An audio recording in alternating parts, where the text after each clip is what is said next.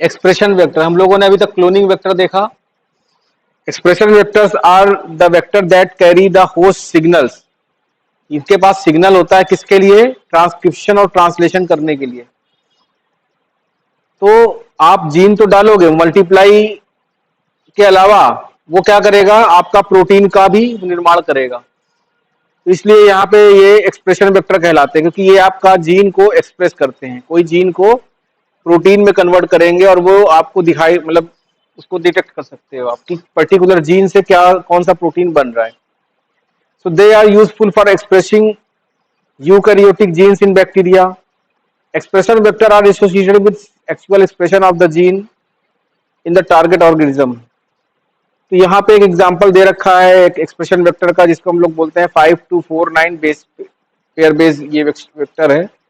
अब ये जो एक्सप्रेशन वेक्टर होता है ये मॉडिफाइड होते हैं, मतलब इसको अलग अलग लोग अपने अनुसार बनाते हैं, तो कोई इसका नाम पर्टिकुलर नहीं दिया गया है। कोई भी चीज उसको जोड़ के, जैसे यहाँ पे आप देख रहे हो ओरिजिन ऑफ रेप्लिकेशन, किसी ने यहाँ पक का जोड़ दिया, SB40 का जोड़ दिया, या F1 का ओरिजिन, है ना। तो अलग अलग जोड़ के इस टाइप से ये निर्माण किया जाता है, इसको बनाया जाता है। यही था expression vector. Now let's move on to कुछ एक्सप्रेशन वेक्टर जो यहाँ पे आप देख पा रहे हो, बैक्टीरियल आर्टिफिशियल क्रोमोसोम्स। तो यहाँ पे बैक्टीरिया जुड़ा हुआ है, तो सीधे सीधे ये लिंक हो गया ई कोलाई के साथ। तो यहाँ पे हम लोग देखते हैं कि ये एफ डिराइव्ड है F plasmid of E coli. जो ई कोलाई का एफ प्लाज्मिड है, उसी से ये बैक्टीरियल आर्टिफिशियल क्रोमोसोम का बना हुआ है। अब यहाँ क्यों बना हुआ है? क्योंकि इसके अंदर डीएनए आप ज्यादा अमाउंट में डाल सकते हो। दे can carry the insert around 300 kilo base pair.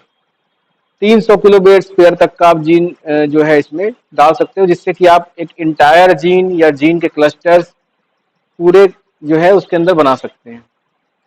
फिर इसके अलावा ये स्टेबल रेप्लिकेशन शो करता है। दे have the controlled manner with bacterial cells, maintaining low copy number with reduce risk of recombination. ये भी एक स्टेबिलिटी है इसकी उसके साथ बैक्टीरियल सेल्स के अंदर। फिर ये यहाँ पे मार्कर्स भी पाए जाएंगे, वही मार्कर जो वहां पे भी हम लोगों ने देखा था, antibiotic resistant genes adding the selection of bacteria containing back desired DNA inserts.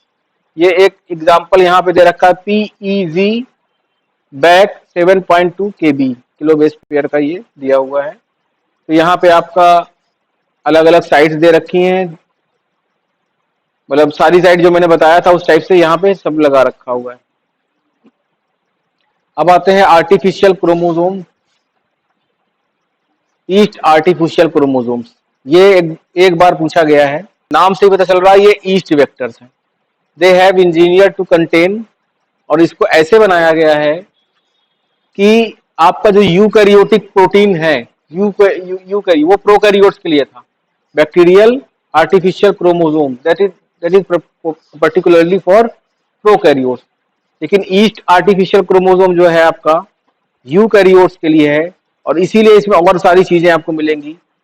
Centromere, they have the engineer to contain a centromere, telomeres, origin of replication, selectable marker. ये सारा कुछ आप क्रोमोसोम में देखते हैं, है ना। क्रोमोसोम में देखते हो सेंट्रोमियर मिल गया, टीलोमियर हो गया। तो सेम वैसे ही ensure proper chromosome segregation during cell division. ये वाला जो अगर होगा तो इसके अंदर प्रॉपर सेल डिवीजन के अंदर सेग्रीगेशन हो सकता है। टीलोमियर है तो ये प्रोटेक्शन प्रोवाइड करता है, स्टेबिलिटी और प्रोटेक्शन किसके? डिग्रेडेशन के, मतलब ये सेल के अंदर डिग्रेड नहीं हो पाएगा। इसके अलावा origin of replication allows autonomous replication within the yeast cell.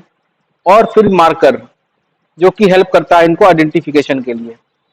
अभी तक हम लोगों ने देखा था कि 7 KB का जीन या 10 KB का शुरुआत में प्लाज्मिड वाले में देखा था, 15 KB का, फिर उसके बाद बढ़ता गया वो धीरे धीरे। इसमें आप देखिए 1000 KB का, इसमें बहुत बड़ा साइज जो है आप डाल के इसको वो कर सकते हैं। तो they can carry up to 1000 KB of DNA, और इसीलिए ये इंट्रॉन्स के साथ जो कॉम्प्लेक्स जीन्स होते हैं उनको भी ये एक्सप्रेस करने में हेल्प करता है। तो ईस्ट आर्टिफिशियल क्रोमोसोम।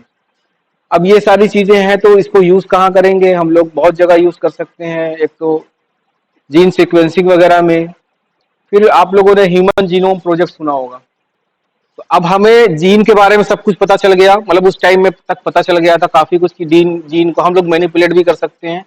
लेकिन अब मैनिपुलेट किसको करोगे? मतलब पता कैसे चलेगा कि इंसुलिन का ये वाला जीन है?